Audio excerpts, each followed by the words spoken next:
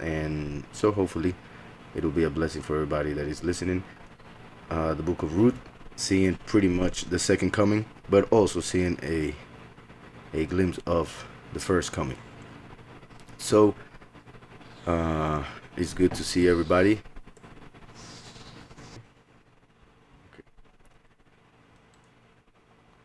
All right.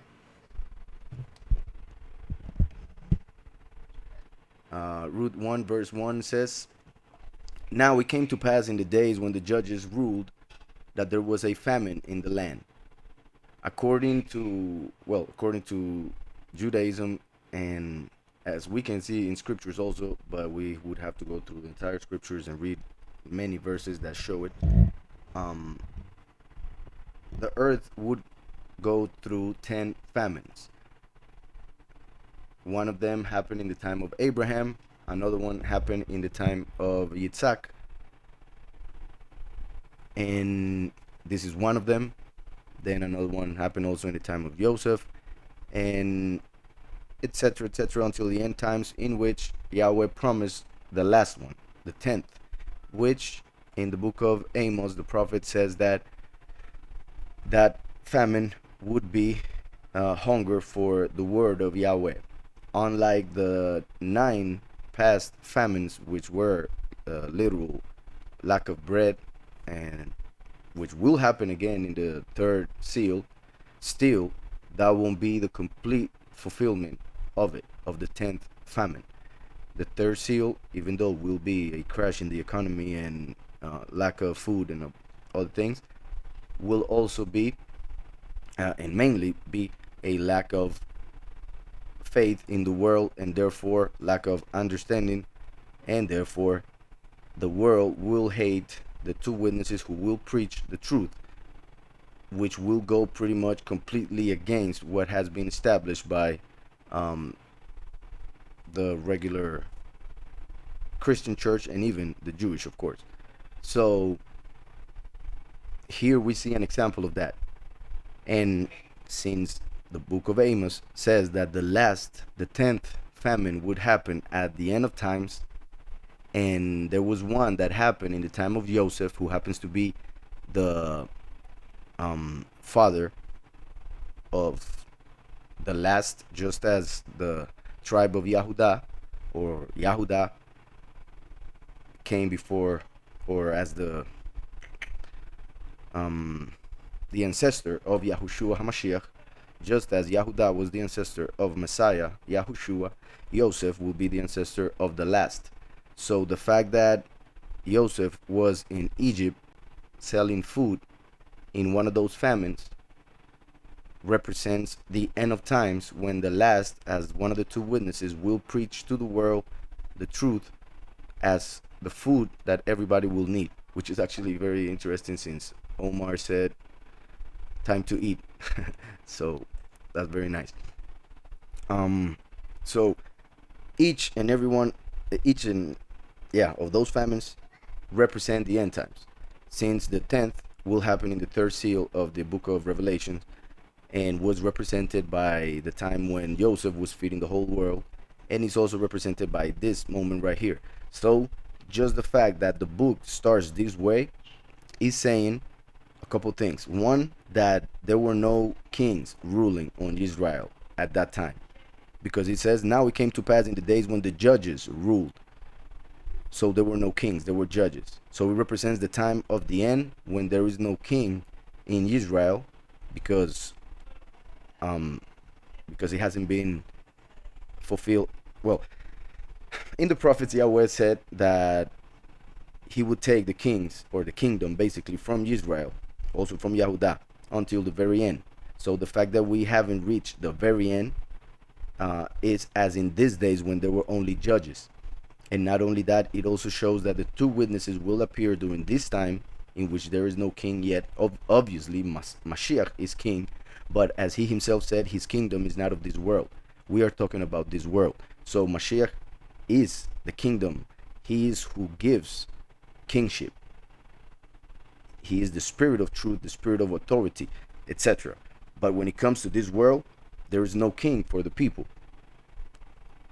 So the two witnesses will appear in order to testify, and that testimony will bring judgment. So they come as judges. Therefore, we are as in the time of the judges. And that's why there are a lot of examples of the second coming during the book of Judges.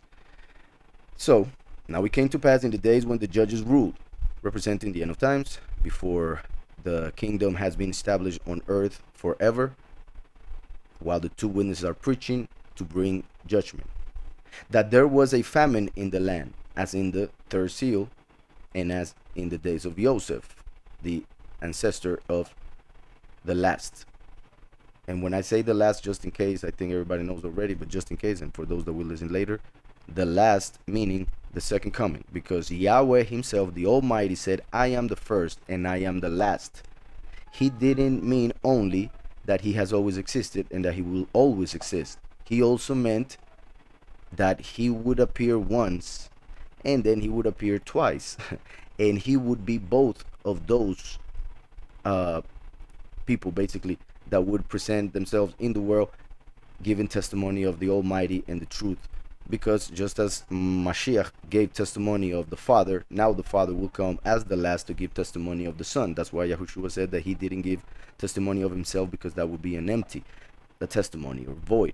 Therefore, he gave testimony of the Father, and then the Father would give testimony of him. So, there was a famine in the land. I repeat, the third seal, when the two witnesses will be preaching. And a certain man of Bethlehem, which we know Mashiach was born in Bethlehem, a certain man, just a second.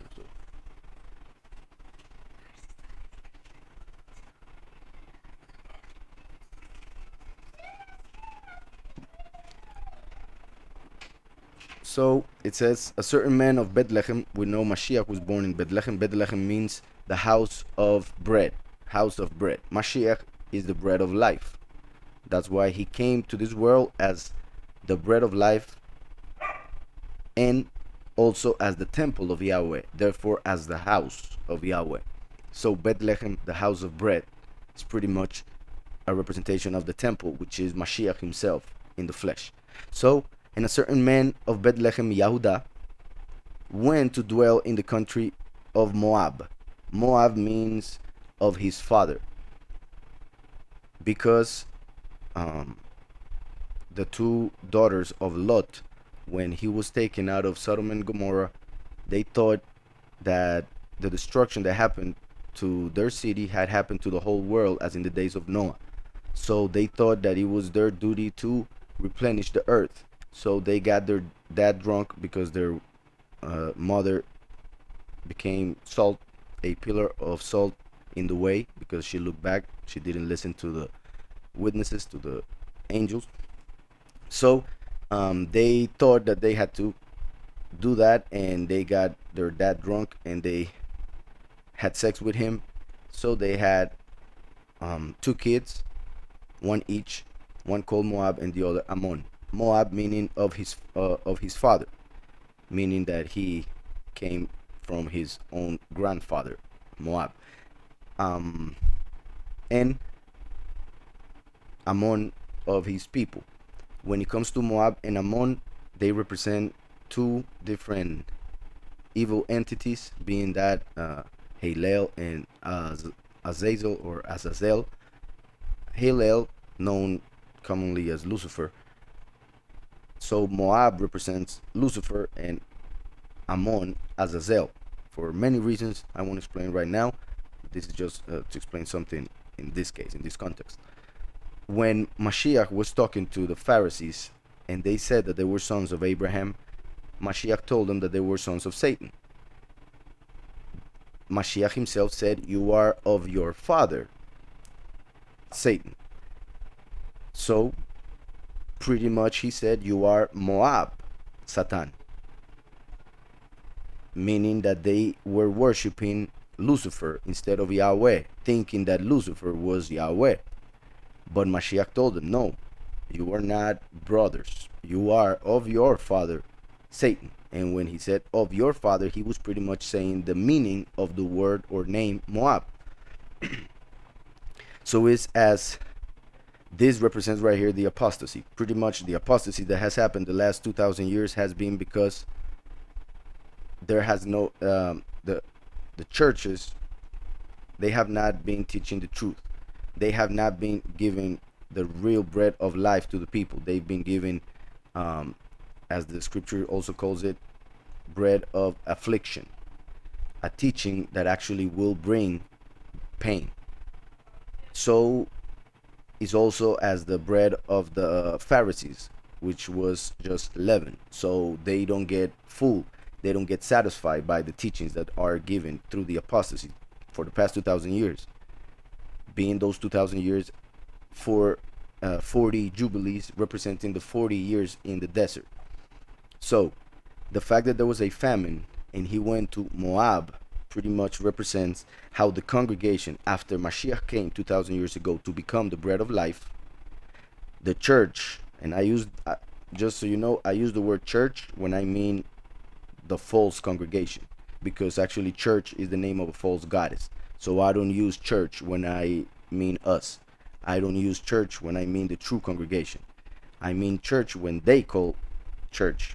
So the Catholic Church gather a bunch of pagan rituals and put them all in a bucket and called it Catholicism, made it legal, and then from it came Christianity, and that has been an apostasy, a rebellion, because they have not been teaching the truth. They have not been teaching the scriptures. It's sad, but it's true.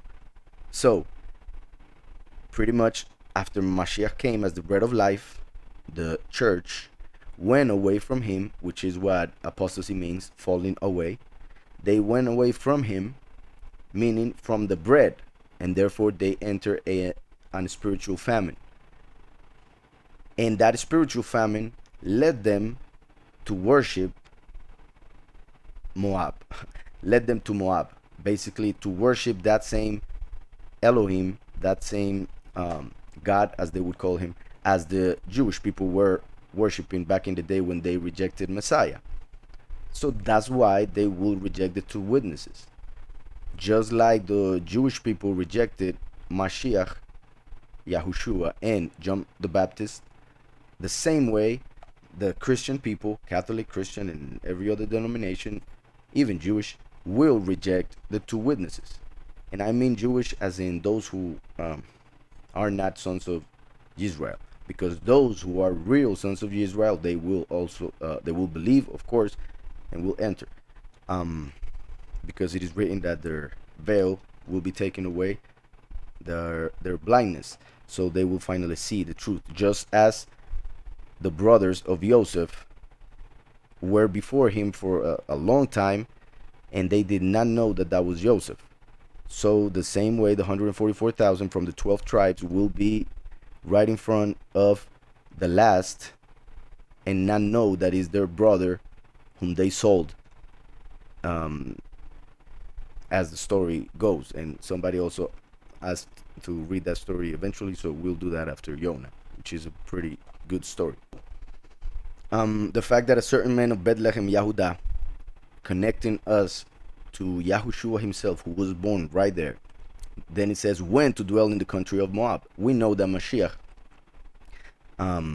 never fell in sin. Therefore, this represents his supposed people. Those people who claim to worship him, yet live in him as the bread of life, went to Moab. And I hope everybody knows already what that represents. Worshiping the other one, worshiping the enemy. Just as it happens when they invoke a name that is not the name above every name. When they invoke the name that is a false name and not that of the Father or the Son.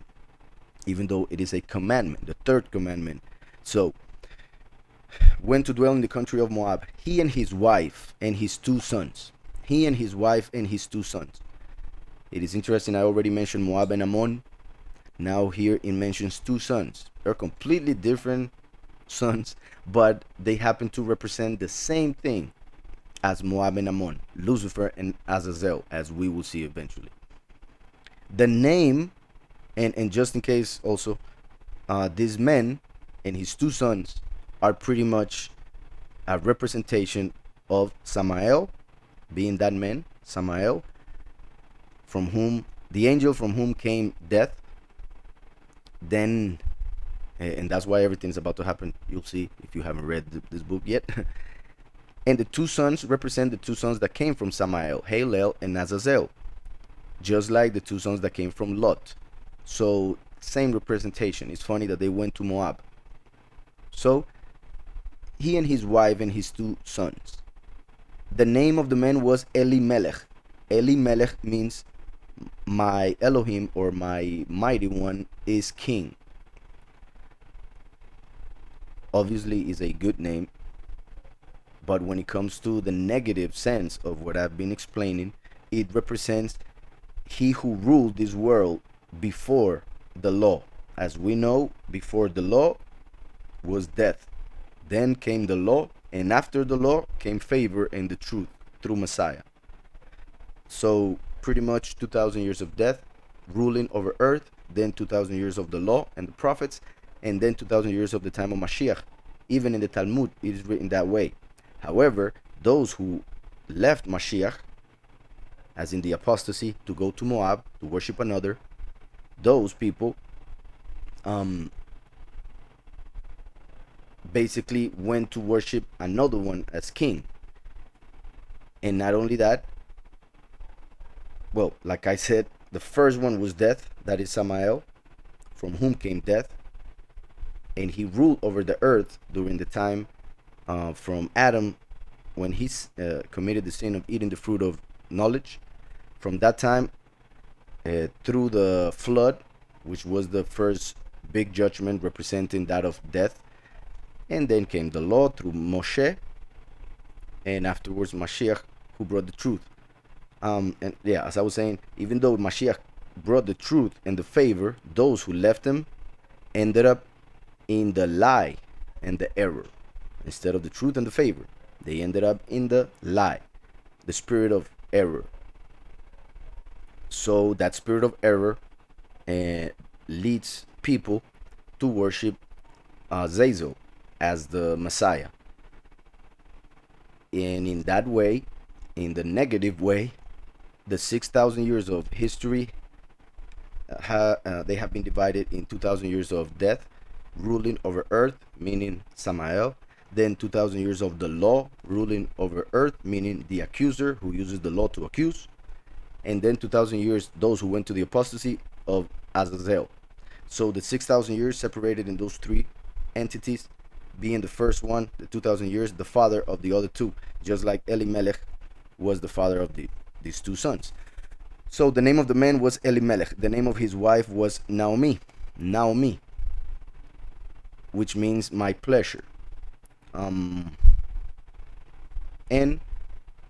it's pretty much representing the spirit, the Ruach HaKodesh, spirit which Yahweh emanated in order to fulfill his will. And that will came through the Malachim first, when it comes to this reality which is temporal. Therefore, the name Noemi given to the wife of Elimelech, as in the spirit who gave power or order to everything that the angels would do. And it says the name of his wife was Naomi, and the names of his two sons were Malon and Chilion. Malon and Chilion. And these two names are very negative, which are a confirmation of what I was saying, since Elimelech doesn't seem to be very negative to represent Samael, even though, like I said, Samael as death ruled during the first 2,000 years, and Mashiach himself said it. So when it comes to these names, Malon and Chilion mean sick, that is Malon, and Chilion, wasting away. So one is called sick and the other one is wasting away. He who is called sick is as Lucifer, who was perfect, as it is written in Ezekiel 28, until evil was found in him. Therefore, as a disease, he became sick, and eventually he will die when he falls, as it is prophesied in Revelation 12. The other one, wasting away, represents Azazel, who will manifest as the abomination of desolation and will waste away the earth itself. So those two names are representing those two entities, but also show the way that they were living in that time. And the reason, I mean, they must have been living some rough times since they decided to call their first son sick and the other one wasting away. They saw the earth being sick and wasting away, just as the earth right now. So the name of the man was Elimelech, the name of his wife was Naomi, and the name of his two sons were Malon and Chilion. Ephrathites of Bethlehem Yehudah. This is interesting. They were from Ephraim, living in Bethlehem. It's interesting because the last will come from Ephraim. So we'll have the same parent, Yosef and Ephraim. Of Bethlehem Yehudah. So it shows the connection of those who are in the end times as Christians who happen to be, most of them, from Ephraim, yet they don't know it, and the few that are represented by Yehudah as the bread of life, Yahushua. So Ephrathites of Bethlehem Yehudah. And they went to the country of Moab and remained there. Then remained there, pretty much meaning in the error. They remain in the apostasy. Then Elimelech, Naomi's husband, died. So the first thing that happens in the third verse is that Elimelech, who happens to represent death, dies. So then Elimelech, Naomi's husband, died, and she was left and her two sons. Now they took wives of the women of Moab. The name of the one was Orpah, and the name of the other Ruth. And they dwelled there about 10 years. When it comes to the names, Ruth means friend. Friend. And Orpah, just a second.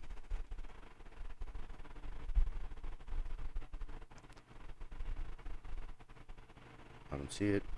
Here we go. Ruth. So one was like a gazelle and the other one was a friend. And they dwelled there about 10 years. So this connects the famine that was happening at that time with the 10th famine that will happen at the end of times. The 10 represents celestial completeness, because Yahweh created everything through 10 sayings in 7 days. So the 7 represents earthly completeness, completion, and 10 represents heavenly. Pretty much the 7 plus the Father as the first and the last. Or one could say the 7 plus the Father, the Spirit, and the Son. That is 10. So the number 10 represents the perfection, heavenly perfection, completion. That's why there are 10 commandments and many other things in the scriptures that are connected to the number 10. Also, there are 10 plagues. Abraham went through 10 tests. He passed all of them. And since the Egyptians were completely opposite of Abraham's soul and demeanor, then they had to go through 10 plagues. Abraham's last test was to sacrifice his only son, only begotten son, as Yahweh called him. And the 10th plague of Egypt was that all their firstborn sons had to die. So the 10 plagues connected to the 10 tests of Abraham, connected to the 10 commandments, connected to the 10 sayings through which Yahweh made creation, connected to the 10 famines that the world would go through, and also to the 10 plagues that the two witnesses will have to prophesy during their 3.5 years testifying. So they dwelled there about 10 years, representing till the end of times. Then both Malon and Chilion also died, as it will happen to the 3 Satans, Samael, Halel, and Azazel, through what Yahweh did through the first and the last. Because Samael tried to be like he thought he was the Almighty. Then came Lucifer, who wanted to take Mashiach's place at the right hand of the Father. And then comes Azazel, which is also contrary to what the last will do. So, both Malong and Helion also died. So the woman survived her 2 sons and her husband. Let me see if there are any questions. Verse 6 says, Then she arose with her daughters-in-law, that she might return from the country of Moab. So it was until the 3 of them died that the women, representing the spirit, decided to go back to Israel. What does that mean? That once they cut ties, by force at least, because of death, with Samael, Lucifer, and Azazel, the 3 spirits that are leading the church away from the congregation, the church away from Yahweh, from the way to Yahweh, which is Yahushua. Once those 3 died, then she decided to go away from Moab. Just as once we realized that we were in the error, just as they were married to the sick one and the wasting away, what that represents is that the church has been married to a sick spirit and following one that is wasting them away. So once we realize that, we cut ties with them, as in they are dead to us. They become as dead to us, meaning those spirits, those teachings, and all of that comes from the falsehood of the apostasy. When to us they are dead, then we are able to go back to the truth. When we cut and destroy everything that was false, or that is, because they still believe it, then we are able to go to Yahweh and receive what is true, as we are seeing here represented. There was something I wanted to say.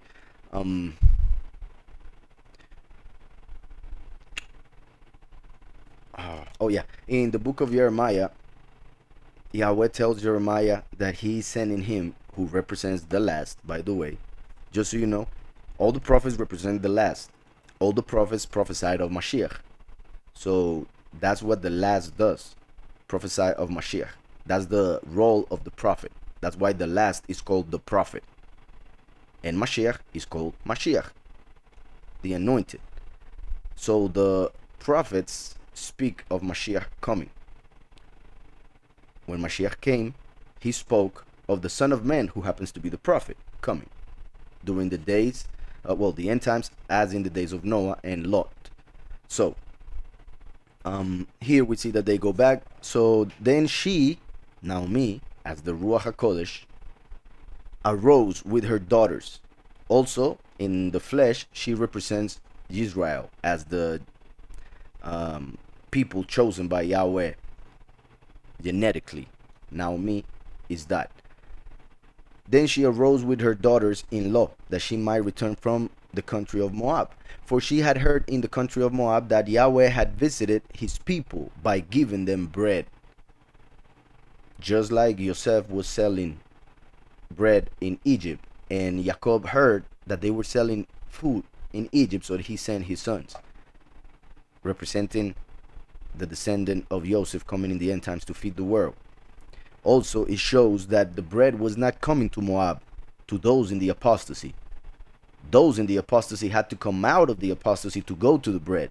Those who were in Moab had to come out of Moab to go and get that bread. The bread of life is Mashiach, and he who is giving it is the last. So, for she had heard in the country of Moab that Yahweh had visited his people by giving them bread. The word visited there in the Hebrew, pakat. The verb that is being used there for visited happens to be the same verse or the same verb that Yahweh used and even announced his people that he would use, so that they would believe in him who he sent. Basically, Yahweh told the people of Israel that whoever came to them, there were 2 words. pakot pakati, which is translated pretty much as I certainly visited you, or visiting you I visited, because it's the same verb um, used in two different ways. So, and there's another thing which Yahweh said, the word Anoki, Anoki Yahweh, which means I am Yahweh. So when Moshe came to them and said that Yahweh had pakot pakati, had visited them, they who knew what has been, well, in that time, basically the tradition, they knew what had been said in that time for years. They should have known, as some did, that Moshe was sent by Yahweh, because those words were said to be key to understand that the Exodus from Egypt was coming. Therefore, those words are also key when it comes to the end times. Just as Yahweh through Moshe and Aaron visited his people to lead them out of Egypt, the same way Yahweh will visit the world through the two witnesses to lead them out of this world in the second Exodus. So, and it was saying, then she arose with her daughters-in-law that she might return from the country of Moab, for she had heard in the country of Moab that Yahweh had visited his people by giving them bread. So pretty much representing the two witnesses. She heard that the two witnesses were on earth. That is what it represents. Of course, that's not what it was happening historically, literally right there. So then Yahweh had visited his people by giving them bread, as Yahweh did 2,000 years ago, and left the bread of life. Therefore she went out from the place where she was, and her two daughters, once again she went out, just as Abraham by faith went out of the house of his father, because Yahweh told him that he had something better for him. Just as by faith we must do the same, living that whatever belief or religion our parents gave us by mistake, because they did not know better. It's not their fault. They thought it was the best religion. They gave it to us, and we realized, thanks to the Father, that it wasn't. So we had to come out of it, come out of the place where we were. Just as Yahweh said, come out of her, my people, meaning come out of the harlot of Babylon, represented by Moab right here. So therefore she went out from the place where she was, and her two daughters-in-law with her, and they went on the way to return to the land of Yahudah, meaning they went on the way to return to Yahweh through Yahushua, meaning, or represented by the tribe of Yahudah, by the name Yahudah. Yahudah means he who praises Yahweh. That's why through Yahushua we praise Yahweh, by recognizing him as his messenger, as his son, as the one who came in the flesh to die for our sins and then resurrected by the power of Yahweh, as it is written in Romans that we must believe. So Yahudah represents Yahushua, because it is also written in Hebrews 3:15 that we must make well, I will read it. It's a big verse, important verse. Hebrews 13:15. I think I said wrong there. I think I said 3. Just a second. Hebrews 13:15 says, therefore by him, or through him, meaning Yahushua, let us continually offer the sacrifice of praise to Yahweh. Basically, offer the sacrifice of Yodah to Yahweh. Praise to Yahweh is the meaning of Yahudah. And from Yahudah came Yahushua, who is being mentioned here as the intercessor through whom we must praise Yahweh continually. So, therefore, through him, Yahushua, let us continually offer the sacrifice of praise to Yahweh. Sacrifice. People think of sacrificing an animal or making something that it will hurt you. But it says, offer the sacrifice of praise to Yahweh. That is, meaning, here comes the explanation, the definition of sacrifice of praise to Yahweh. That is the fruit of our lips, giving thanks to his name. And actually, this translation is not the best, and it bothers me so much when I read this translation. but it's also important just in case you have that translation. Here, when it says giving thanks, which once again could be the translation kind of Yahudah, actually when it says giving thanks, it has a comment. This translation has a comment, and then you go and see the comment, and it says literally confessing. So it's not to give thanks, it's to confess the name. So why do they have to hide it in a comment? Why do they have to hide the true meaning of the verse in a comment? Obviously, that is the work of the enemy through the deceitful hearts of the translators, who do not know better because they have not searched the Father. They just have searched the men to know knowledge of languages. So when they come to translate the scriptures, they are not thinking about the Father, they're not thinking about the Spirit, they're thinking about words and letters and translations. And sometimes they think that it is better to translate something in a different way than the literal. And that's when we get these issues. So, therefore, through him, Yahushua, let us continually offer the sacrifice of praise to Yahweh, that is the fruit of our lips, confessing his name. So, the importance of confessing his name. Then I go back to Ruth, verse, I think 8 or 7. And they went on the way to return to the land of Yahudah.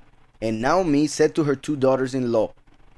So here Naomi, as the Ruach HaKodesh, is about to speak to her 2 daughters-in-law.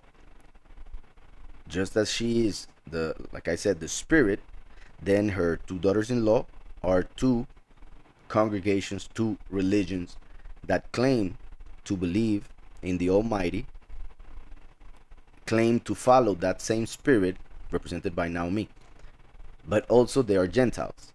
So they represent today's churches, who are in the apostasy, and there are 2 parts of them: the many and the few. The many and the few, because many are called but few are chosen. So many claim to believe, but only few will actually act according to that belief and therefore be chosen. So these 2 daughters-in-law of Naomi are basically 2 congregations that claim to follow the spirit. But from those 2 parts, we get the many and the few. So it says, and Naomi said to her 2 daughters-in-law, and also the fact that there are Gentiles to represent the fact that that Yahushua HaMashiach already came and opened the door even for the Gentiles. So here we have these 2 Gentile women following a Israelite, Naomi. So it says, and Naomi said to her 2 daughters-in-law, go, return each to her mother's house. Yahweh deal kindly with you, as you have dealt with the dead and with me. Yahweh deal kindly with you, as you have dealt with the dead and with me, meaning with her husband and her 2 sons, the sick and the wasting away. Verse 9 says, then Yahweh grant that you may find rest. Yahweh grant that you may find rest, each in the house of her husband. So she was hoping and wishing them the best life, pretty much because she felt she could not provide for them anymore. She became a widow, and in those times, basically she needed help from others because of the way society worked in those times. So she was pretty much thinking, I cannot provide for you girls, so just go to your mother's house and hopefully you will find a husband that will be able to provide for you. So is as the spirit telling the congregation, go and look for your partner, go and look for your Messiah, for your Savior, for your Elohim, because we know that Mashiach is the groom of the true congregation, and Mashiach will marry her in the wedding of the Lamb in Revelation 19. So then Yahweh grant you that you might find rest, each in the house of her husband. So she kissed them, and they lifted up their voices and wept. And they said to her, surely we will return with you to your people. So both of them said with their mouths that they wanted to follow the spirit, that they wanted to follow Naomi. Both of them, with their mouths, claim that they wanted to be part of their people, as Yahweh, through His Spirit, adopts those who believe in Him through Messiah, even if they are Gentiles. So, surely we will return with you to your people. But Naomi said, turn back, my daughters. Why would you go with me? Are there still sons in my womb that they may be your husbands? So she is thinking, perhaps they want to follow me because they think that I will have more children to be able to give them husbands. But she was thinking that she was already a widow. She was not pregnant. That wasn't happening. So they would be not given a husband and perhaps carrying a burden. Either Naomi having the burden of having the two daughters-in-law, or them having her as the burden. So, but Naomi said, turn back, my daughters. Why would you go with me? Are there still sons in my womb that they may be your husbands? This is interesting. I repeat, she represents the Ruach in the most, the highest interpretation. When it comes to a lower or earthly, represents the people of Israel. That's why it says, I will go with you to your people. And the fact that it says, are there still sons in my womb that they may be your husbands? The fact that the children that came out of her happen to be sick, wasting away, and represent evil entities, has to do with the fact that before Mashiach came, we will see Mashiach is represented by someone else in the story, and the last also.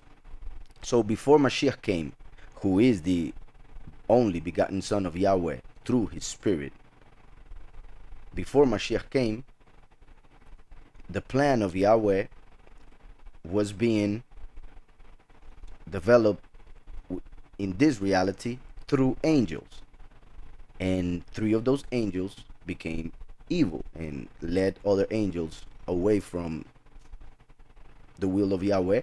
And that was part of the will of Yahweh also, because we as humanity needed obstacles, in the sense of, that's what the enemy is, so that we may look for the Father, so that we may avoid evil, that we may avoid those thoughts that those evil spirits, angels and demons and everything try to put in our heads, and all of that in our hearts.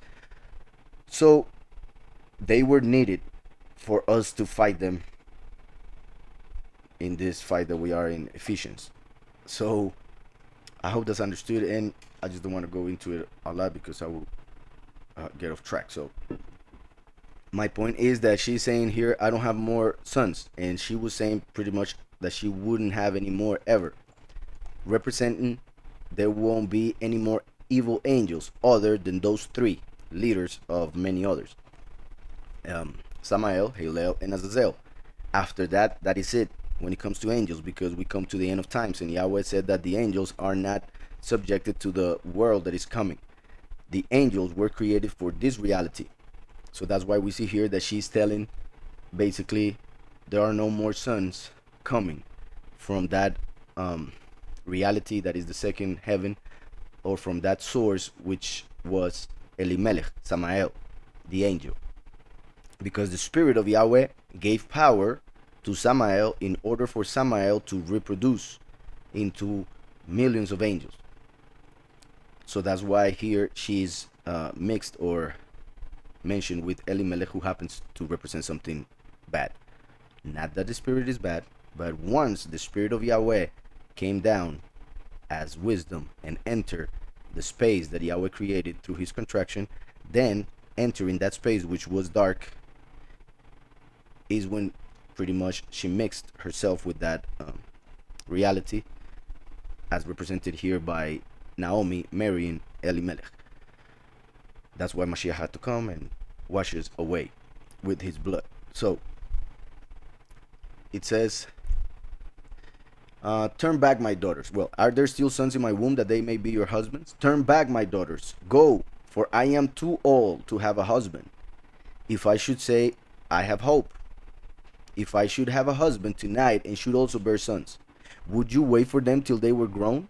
So she's explaining, even if I had hope of giving birth like Sarah, who gave birth out of time, even if I had that hope, even if I marry tonight and get pregnant, still, would you wait for them to grow up? Would you restrain yourselves from having husbands? No, my daughters, for it grieves me very much for your sakes that the hand of Yahweh has gone out against me. That the hand of Yahweh has gone out against me. First of all, it shows how the hand of Yahweh went against the people of Israel because of their sins, as she's saying that the hand of Yahweh went against her. The hand of Yahweh represents judgment, just as the arm represents Mashiach, Yahushua, and the hand, the second coming, the last. Also, the fact that she says that she's too old represents that we are, in this story, in the end times. In the end times, when history, when the world itself is old, reaching its end. So,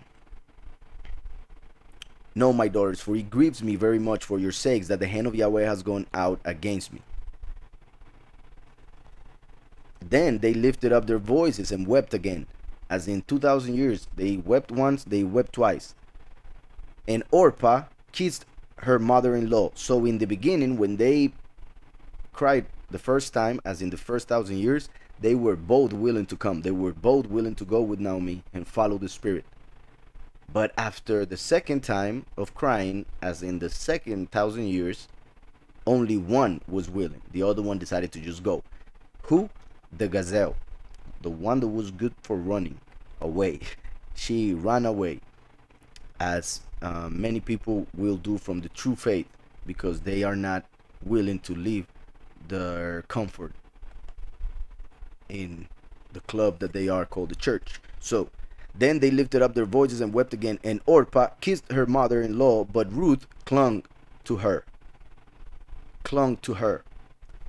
as in when the soul of David attached to Yahunatan, as in they became one. Even though they were separated in two different bodies, they were one. Just as in Yahweh and Yahushua are one, even though Yahushua has his own body and is in a lower level when it comes to the fact that he came to this earth while Yahweh remains set apart on his third heaven. So, and she said, look, your sister-in-law has gone back to her people and to her gods. This is amazing. She said, look, your sister-in-law has gone back to her people and to her Elohim. Verse 15, make sure it says Elohim. Yeah. And to their Elohim. So return with her.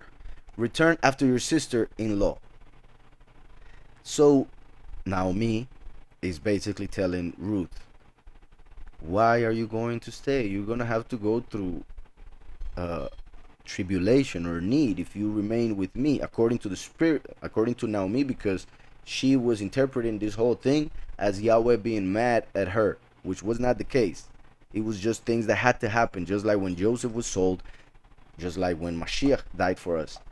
Things that had to happen in order for Yahweh to give us all that he planned to give us. His forgiveness, his love, his goodness. So Naomi is worried, and she tells Ruth, why are you still here with me? Go with your sister-in-law, follow her, and go back to your Elohim, meaning stop worshiping the Elohim of Israel and go back to the pagan ways of your people,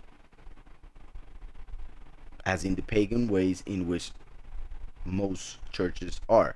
Well, the churches are in the apostasy. That's why they don't want to get out of there. So that Orpah, who kissed her mother-in-law and ran away as the gazelle, she pretty much went back to worshiping the false Elohim, showing how during the apostasy the people would end up worshiping another one. So it says, and she said, look, your sister-in-law has gone back to her people and to her Elohim. Return after your sister-in-law. But Ruth said, entreat me not to leave you. Urge me not to leave you, or to turn back from following after you. This is as it is written. Just a second, I will read the verse.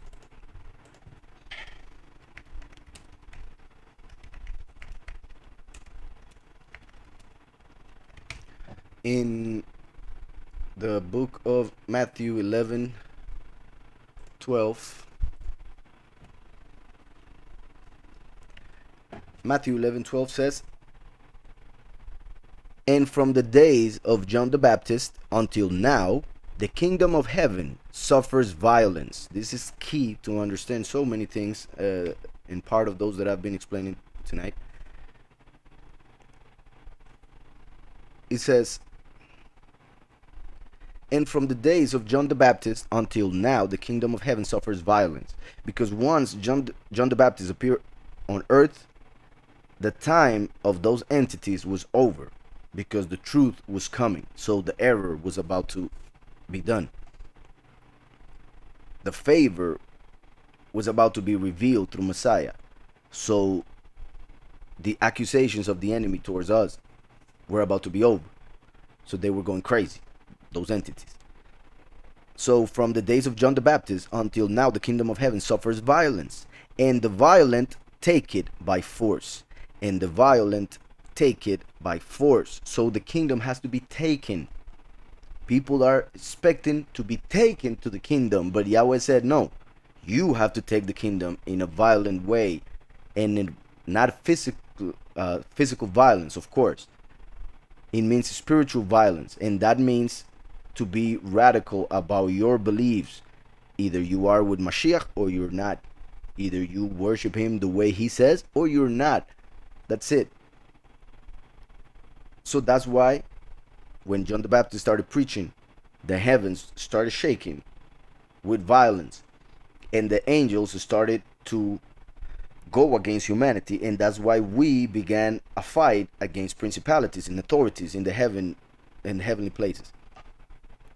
And only by force are we able to take the kingdom that is above those angels, through Mashiach, of course, who strengthens us, as it is written.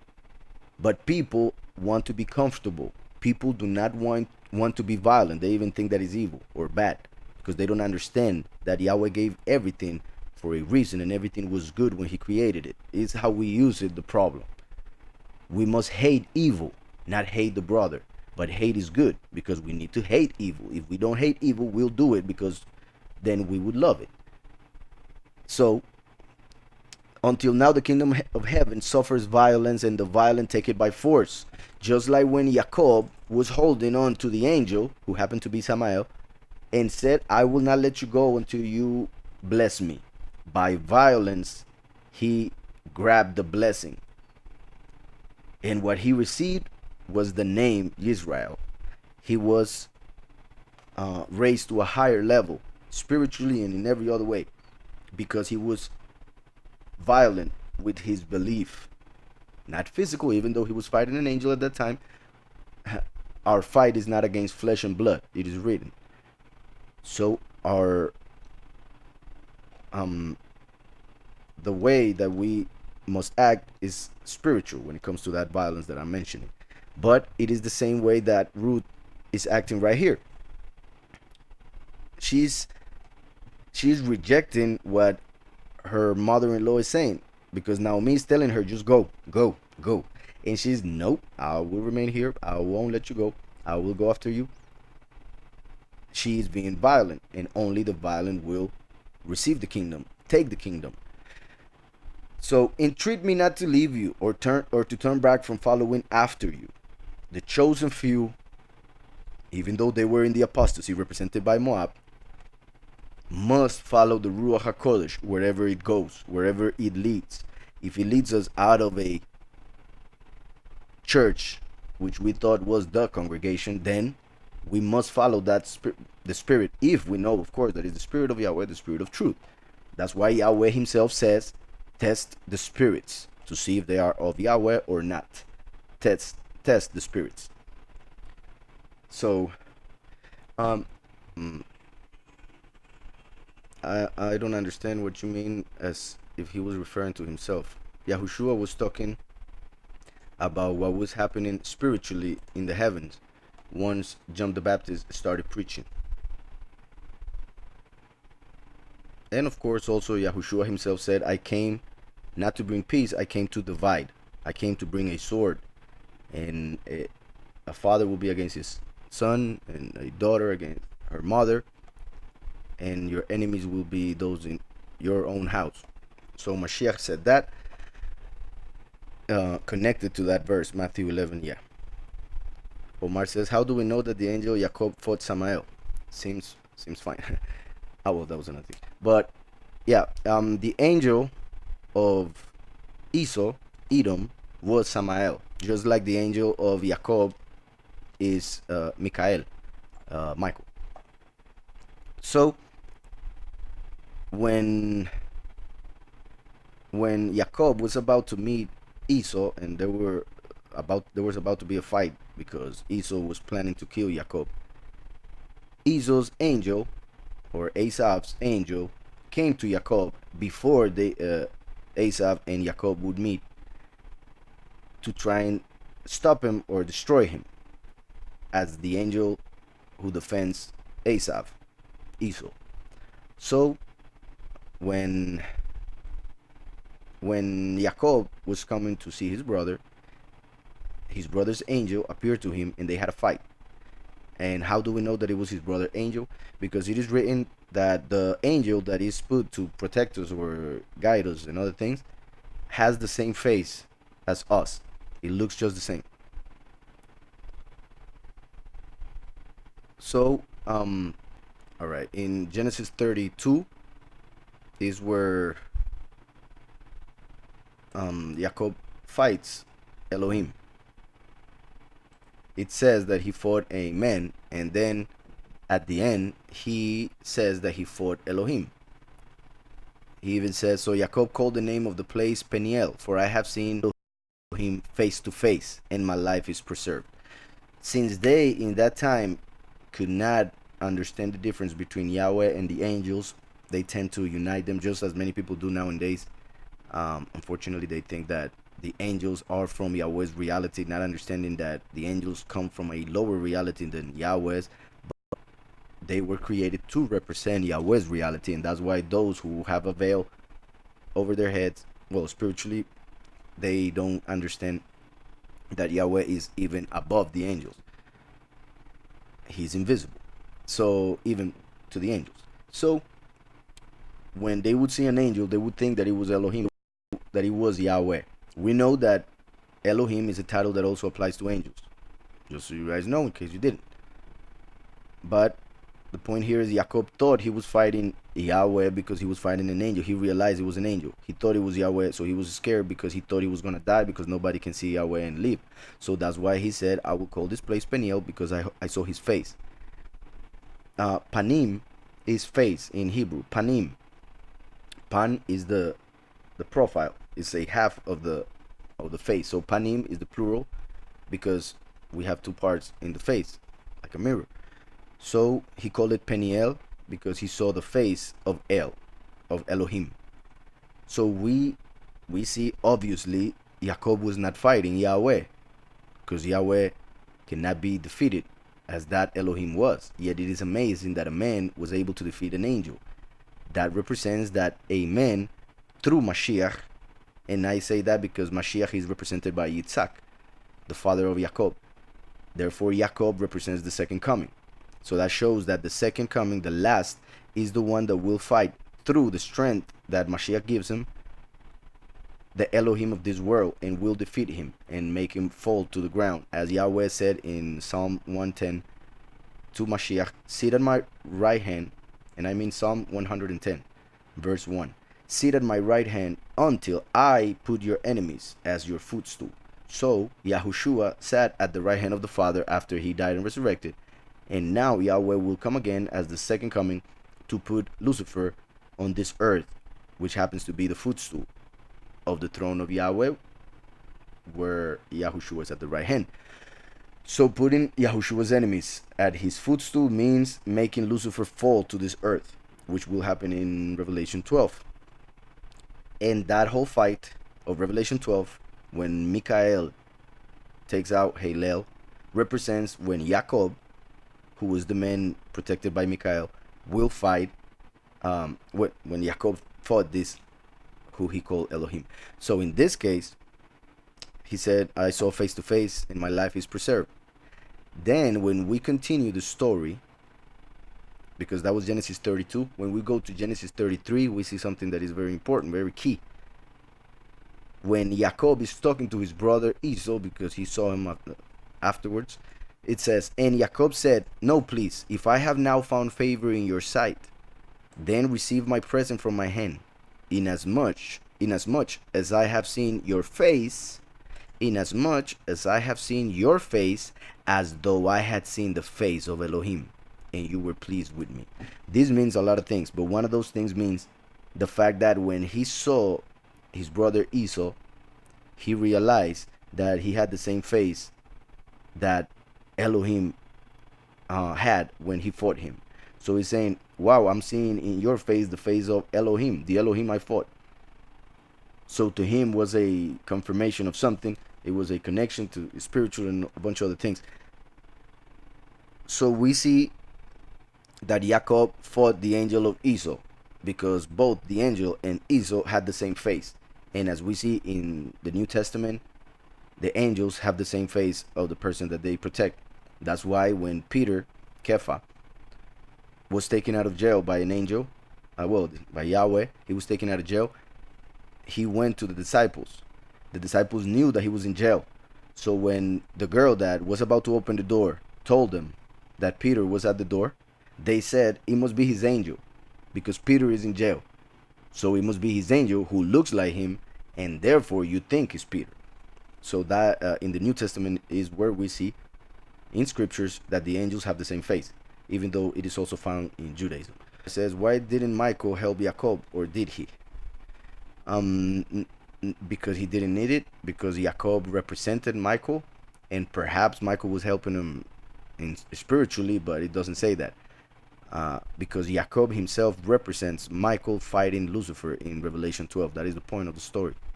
But Michael as a man, that's why it's represented by Jacob as a man and not an angel. And I was on verse 16. But Ruth said, entreat me not to leave you or to turn back from following after you, for wherever you go, I will go, and wherever you lodge, I will lodge. Wherever you lodge, I will lodge. Your people shall be my people. This is key. Ruth is prophesying pretty much that the fact that Gentiles could be able to become Israelites through Yahushua, through Messiah, through the Spirit, as Naomi is representing the Spirit.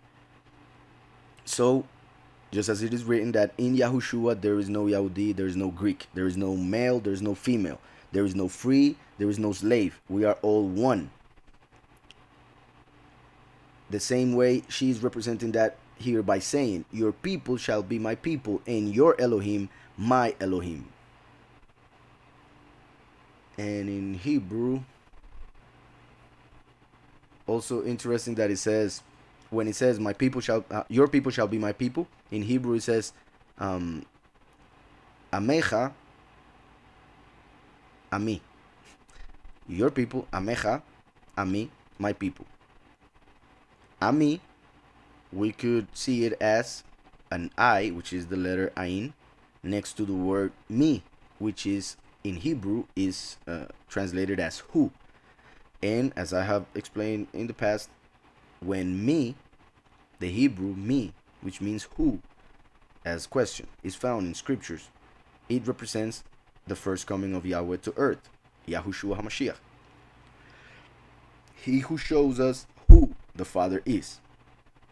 Then the second coming is represented by the what, by the ma in Hebrew. But in this case, it says ami, as in my people. That is what it means, my people. But one could see it as the I seeing the who, the I seeing the me. Therefore, it's as if she was saying that she would see Mashiach, and therefore the Elohim of Naomi would be her Elohim through the me, through Mashiach. But that is if we were to see it in the Hebrew and take the letters and all of that. So I continue. Your people shall be my people, and your Elohim my Elohim. Where you die, I will die, and there will I be buried. Yahweh, do so to me, and more also, if anything but death parts you and me. So that is how we must be, violent as Ruth was being right here with her belief, with everything. She was saying, I'm gonna be buried where you are buried, meaning she wanted to be one with Naomi, just as the congregation wants and needs to want to be one with the Spirit, the Ruach HaKodesh. So, where you die, I will die, and there will I be buried. Yahweh do so to me, and more also, if anything but death parts you and me. When she saw that she was determined to go with her, she stopped speaking to her. She knew that no matter what she said, it was over after everything Ruth just said. So, when she saw that she was determined to go with her, she stopped speaking to her. Now, the two of them went until they came to Bethlehem. Now, the two of them went until they came to Bethlehem. So, the two of them, as one could see Naomi as Israel and Ruth as the Gentiles, both of them going together to Yahweh. But also we could see it as the chosen few following the Spirit in order to go to the bread of life, the house of bread, Bethlehem, Yahushua HaMashiach. So now the two of them went until they came to Bethlehem. And it happened when they had come to Bethlehem that all the city was excited because of them. And the women said, Is this Naomi? Is this Naomi? So they were all excited. They were very important to the people, just as the Spirit is the life of the people, and Ruth represents the people that followed that Spirit of Yahweh. But she said to them, Do not call me Naomi. Call me Mara. This is very important. Naomi is my pleasure. And also is translated as pleasant. Mara means bitter, bitter. It is Mara, the root of the name Miriam, the mother of Mashiach. So it is interesting also that she, who represents the Spirit, now decides to call herself Mara, showing how in the end times there will be tribulation, bitterness, but also showing how Naomi represents the Spirit through which Yahushua came to the world. And he himself experienced bitterness when he was sacrificed for us. Do not call me Naomi, call me Mara, for the Almighty has dealt very bitterly with me. This shows the importance of names, how in Hebrew we saw such an importance, so that she would tell everybody, just call me another name, just call me something else, because Naomi, pleasant, does not go together with what I've been living and feeling. So she says, call me Mara, for the Almighty has dealt very bitterly with me. Yahushua came to make a congregation that will be pleasant to Yahweh, but through the sins of the church, it became bitter. So it says, for the Almighty has dealt very bitterly with me. I went out full, and Yahweh has brought me home again empty. As in, Yahushua gave us everything. But through the 2,000 years that have passed during the apostasy, the church has become empty of that Spirit of Yahweh. That's why people go and the doctrine is empty, the preaching is empty, the feeling is empty. Even though a lot of people feel a lot of things in their hearts, and that's why they like it so much to be jumping and giving money and all of that, which is pretty much 70% of what they do. So I went out full, and Yahweh has brought me home again empty. Why do you call me Naomi? Since Yahweh has testified against me, showing that Yahweh will come in the end times when the congregation and when the people who say they believe in the Almighty would be going through bitterness as a witness to give testimony. So she says, why do you call me Naomi, since Yahweh has testified against me and the Almighty has afflicted me? So when he comes to witness, as the two witnesses, when he comes to give testimony to the world by teaching the true doctrine, the Israelites, those who claim to believe in Yahweh, will feel bitterness coming from the teaching, coming from the world also, of course, because of all the plagues that we see in the book of Revelation. So why do you call me now me, since Yahweh has testified against me and the Almighty has afflicted me? So, and also it's interesting that here the word Almighty in Hebrew is Shaddai. Shaddai. The word Shaddai, or the title Shaddai, is commonly used in connection to Jacob, which is interesting because, for instance, Elohim connected to Yitzhak, representing Elohim, connected to Yahushua. That's why his name would be called Emmanuel, Elohim with us. On the other hand, the last is represented by Shaddai, which means Almighty. That's why the last will come with power, as I will explain in perhaps the next chapter. Will come with power, as in Almighty, omnipotent, to establish the kingdom of Yahweh on earth, which Yahushua offered. So Jacob, who represents the second coming, is connected with the title Shaddai. It is interesting that the title Shaddai, which doesn't appear a lot in scriptures, appears here in this chapter, because it shows that in the end times Yahweh will come as the last, as the Shaddai. Also interesting, Shaddai means, there are several ways to see the word Shaddai. If we separate it, we could see it as, well, in Judaism it is taught that the word Shaddai, one of the meanings is that when he was creating the earth, the whole creation, he said Shaddai, but separating it in two words, She and Dai, or in Hebrew also Ad, like when he says Olam Baet, for instance, maybe somebody has heard that. Olam Baet means forever. Baet is basically until. Olam is a time that sometimes is interpreted as eternity. So until eternity, Olam Baet. So when Shaddai was used in the creation of reality itself, it is said that that title also means the end of creation, the end of forming and doing everything that Yahweh was doing, pretty much as if Shaddai not only meant omnipotent or almighty, but also meant until here. So Yahweh started creating through his word, Yahushua, the beginning, the first. And then he said Shaddai. Then he said until here. This is where it ends. So that's why Shaddai is connected with the last, the second coming. Just like also Shad is this part of the body, as when Moshe was told to put his hand inside his clothes, and then he would take it out and be all white as snow, and then he would put it back in and he would come out all healthy. That meant that is a representation of the second coming, just as the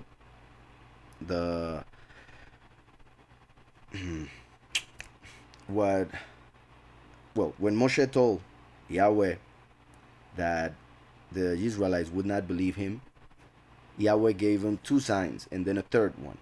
The first sign was that he had to throw what he had, the scepter that he had in his hand, on the ground, and it would become a snake. That represents the first coming, because snake, Nachash in Hebrew, has the same value as Mashiach, 358. Then he would put his hand inside his clothing and take it out, as in his Shad, as in Shaddai, and that was the second coming represented right there, because the second coming is the hand of Yahweh coming as Joseph, who fell in slavery, represented by the leprosy of the hand of Moshe, and then when he put it in, came out healthy, representing that the second coming, as the prodigal son accepts Messiah and is cleansed of all his sins, as we see also in the book of Zechariah regarding the Kohen Gadol Yahushua in Zechariah 3. So I come back to this, and Shaddai has afflicted me, so represents the end of times through the last, who gives testimony. That's why it says Yahweh has testified against me, and the Shaddai has afflicted me. So now me return, and Ruth the Moab. Well, so Naomi returned, and Ruth, the Moabitess, her daughter-in-law, with her, who returned from the country of Moab. Now they came to Bethlehem at the beginning of the barley harvest. Barley was pretty much the wheat of the poor people. They used it to make bread, but it was pretty much bread of poor people. It's also written that the earth belongs to the meek, and also it says that the poor will inherit the kingdom. But it doesn't mean that all people who do not have money will enter the kingdom. That's not exactly what it's saying. It's talking about those who feel they need more spirit and therefore are always begging for more to the Father. They will earn the kingdom because they are actually looking for it and asking for it. So the fact that they came to Bethlehem at the beginning of the harvest represents once again and confirms that that this chapter is talking about the end of times, when the harvest will happen, which is in Revelation 14. Harvest meaning the transformation of the chosen few from these bodies to the eternal bodies, to the perfect bodies, which is what is also mentioned by Paul in Corinthians and in Thessalonians. So now they came to Bethlehem at the beginning of the harvest, representing when the chosen few start to listen to the true doctrine and start preparing for the harvest. So that's where the first chapter ends.